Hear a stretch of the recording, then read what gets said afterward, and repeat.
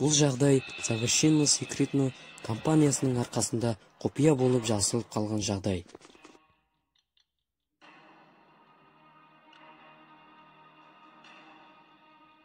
Бәріне сәлем, менің каналыма қош келдіңіздер. Ең алғашқы космосқа ұшқан Юрий Гагарин және Нил Армстронгты барлығы жақсы білсе керек. Бұдан бұрын ғарышқа кім ұшқанын білесіз бе? Әрине білмейсіз. Бұл ғарышкер осы компанияның арқасында құпия болып сақталып, әлі күнге дейін ешкімге айтылмай келеді. Бұл жағдайды бүгін біз айтатын боламыз. Аспанда жарылып кеткен белгісіз космонавт. Ғарышқа ұшу үшін абистер көптеген эксперименттерді жүргізіп және көптеген есептер шығарады.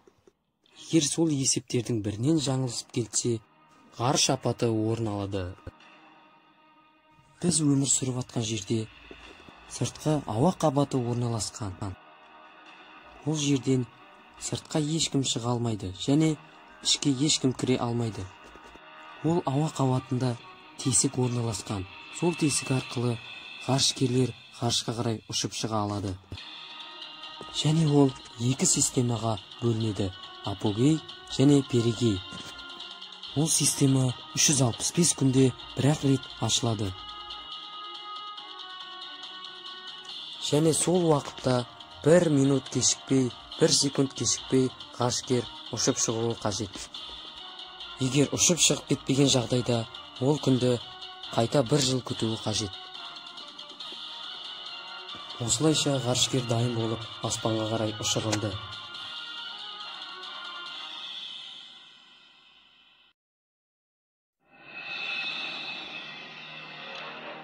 Ғарышкер жер кеңістігінен біраз алыстап кеткеннен кейін ауа қабатына келіп, төтеп бере алмай қайта шегініске ұшырады.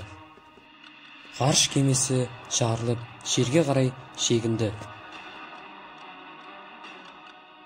Жалындаған өртке шыдай алмаған космонавт жерге радио арқылы байланысқа шықты. Ол сол кезде абисттерге радио арқылы: мен шыдай алмай жатырмын, терезеден өртеніп жатқан отты көріп тұрмын және кеме іші өте қатты ыстық болып кетті деп байланысқа шығады. Космонавттың өлер алдындағы жаздырылған үні. Тыңдаңыз.